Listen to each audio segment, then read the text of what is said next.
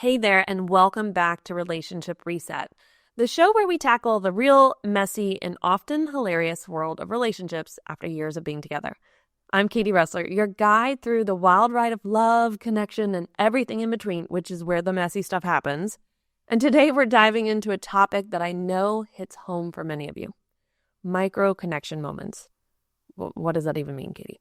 This is how to build intimacy in 5 minutes a day. Yep, we're talking about those tiny, often overlooked opportunities to reconnect with your partner, even when life feels like a chaotic circus. Believe me, I get it. We have 3 kids. Circus is a nice way to put it. So go grab your coffee, your partner, or just a comfy spot, and let's get into it.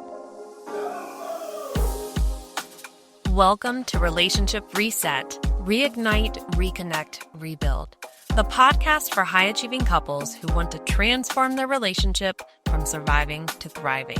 I'm Katie Ressler, a relationship coach and counselor with over 15 years of experience helping busy, overwhelmed couples rebuild connection, trust, and intimacy. If you've been together for years and feel stuck on autopilot, disconnected and frustrated by constant miscommunication, you're in the right place.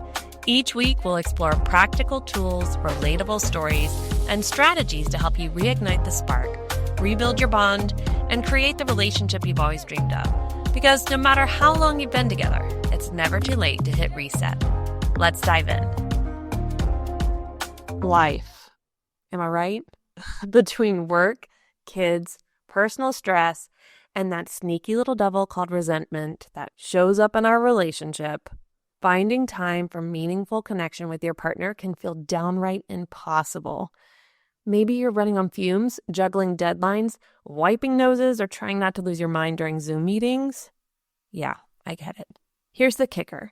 Those little moments you have together, even if it's just a few minutes, can make a world of difference. But when you're overwhelmed, it's easy to let those moments slip by. Half the time we don't even see them. So here, let's talk about some of the common challenges I'm seeing couples face in this season of our lives. Number 1, work stress. We've got long hours, tight deadlines, never-ending emails. We are talked out before we even get home. Or if you're working from home, you're talked out before you leave your office space. We're tired of listening. We're tired of having to give feedback. We just want silence. Next is parenting duties. If you've got kids, then you know. They're like demanding 110% of our attention. And if you got multiple kids, then you know that's just impossible to take all of your attention for each one. If your kids are older, then it's that, what are they doing? Where are they? Why are they doing what they're doing? What are you wearing? So parenting duties can totally suck up all our mental and emotional energy and leave it so that we don't really feel like connecting with anyone afterwards. Then there's personal stress. This can be health issues, financial worries, your own grief. When we have this stress that's going on within us, these challenges that we're facing, we often just want to cocoon and hide away. We don't really want our partner to see us in all our glory. Then lastly is resentment. Goodness, this one comes up a lot for the couples I work with. It's that slow burning anger from feeling unseen or unsupported, or just feeling like, why did they get to take time off and I don't? This resentment builds up and grows and leads to this rage within us, which totally impacts our desire to connect with our partner. Now let's talk about how to flip the script on these challenges and turn micro moments into connection gold. All right, let's get practical. We're not talking about grand romantic gestures or lengthy deep dives into your feelings, although those can be great too. But I have a feeling many of you are like, thank you, Katie. Thank you that it doesn't have to be all the things. No, we're talking about quick, doable rituals that fit in your busy lives. So here's the first one, the 5-minute check-in. This is a game changer. Every day, I want you to carve out 5 minutes to ask each other, how was your day? What's one thing that made you smile today? Is there anything you need from me right now? Keep it simple, light, and consistent so that it's something that's easy to repeat. Think same time every day. Or, worst case scenario, you have to send each other a text message with these questions. It's best if it can be in person or on the phone where you can hear each other's voice, or video chat. These quick chats can help you stay in tune with each other without feeling like it's like another thing you have to do on your to-do list, right? Like we want to spend time together. We want to build that friendship again. Often I hear couples say how much they miss their best friend. And so the way you redevelop that friendship is to talk together. But because of our schedules, we have to be smart about how that looks. So 5-minute check-ins are perfect. How was your day? Well, my day's been a little bit stressful and feeling a little overwhelmed, right? Like just being able to share. One thing I will say, be very careful because this can become a space for an external processor, those who like to talk out loud, those who are probably extroverts, to overshare. So remember, this is a 5-minute check-in. What does that mean? 2.5 minutes for one partner and 2.5 minutes for the other partner. So keep it succinct. That can be hard for some of us. I'm raising my hand. It is hard. My voice notes to my friends are the longest voice notes ever. And my husband has already shared with me that's not an option for him. So I am very aware that it's not always easy to keep it succinct. But we're not using the 5-minute check-in to word vomit all over our partner or use them as a dumping ground for the trash and challenges we face that day. It is a form of connection. So being able to be authentic and sharing, but succinct in how we do it, gives boundaries and respect to our partner too. Save the longer discussions for when you have that time. Now, let's talk about those micro moments in your daily grind. Drying the dishes together, folding some laundry, waiting for the kids to finish brushing their teeth. That's a micro connection opportunity. Use these moments to touch base, share a joke, or just enjoy each other's company. It's not about the activity, it's about being present with each other. And there's so much about the importance of us being intentional in these moments. And I'm going to be honest, because we're all busy people, we need to call them out. We need to say it out loud. I'm really enjoying this 2 minutes of connection with you. I often work with couples where one of them sees the micro moment and the other doesn't. And instead of going, hey, this could be a moment of connection for us, the one who sees it feels resentment that their partner was not able to see it. Can we give each other breaks? We are exhausted. We are overwhelmed. There's a lot on our minds. There's a lot on our plates. It is not usually purposeful that we're not thinking about our partner.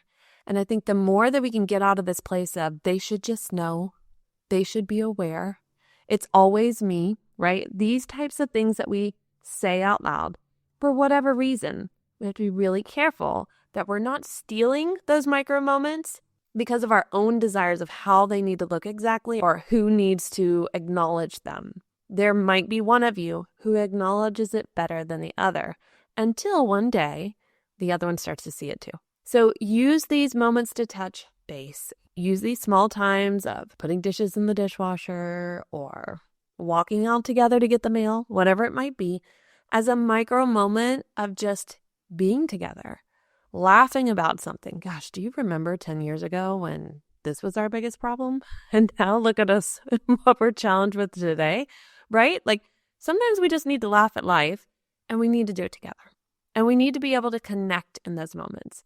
So taking those micro moments daily, calling them out so that both of you are aware, and whether you hold hands, just do an activity together, or stare at each other, lovingly, hopefully, in those couple minutes you have, they can be big game changers in creating deeper connection over time.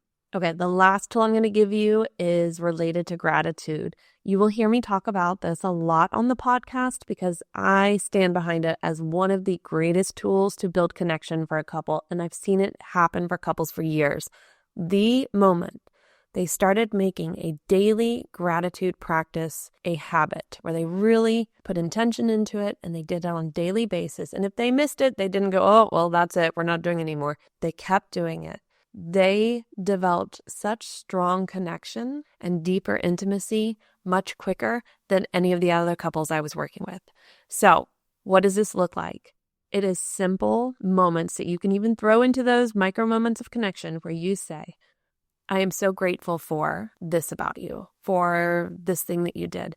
And as I've shared before, be very careful that your gratitude isn't always about their actions, but also about just who they are in your life, what they bring to your life. And if you're in a season where it is hard to call that out, you can remind yourself of the things that you were grateful for in the first few years of your relationship. I am so grateful you have supported me so often in my life, right? It may not feel like you're being supported right now, but that they've been a support. And it can be a reminder to them, oh my gosh, I really was a great support before and I need to improve on that. But we need to be careful that gratitude isn't always based on what we do, because that kicks up for our partner and for ourselves that sense of my worth is in what I'm able to give to my partner and not just who I am for my partner. So this is another daily practice where I want you to be able to say to your partner in some form of fashion, written on a Post-it note, sent through a text message, a singing telegram, I don't care. You're making sure you're telling your partner daily something you're grateful for about them. If their love language is words of affirmation, this will go a long way, I promise. You will thank me later on. If not, it's okay. Still do the gratitude practice. This also trains our brain. If I am able to say to my partner something I'm grateful for about them, then they must not be as bad as my mind keeps telling me they are. I must not be so resentful, so angry that I am able to actually think of something positive about them. And the reality of life and relationships is there are positives and negatives. They're going to be both. And you can hold space for both of those emotions.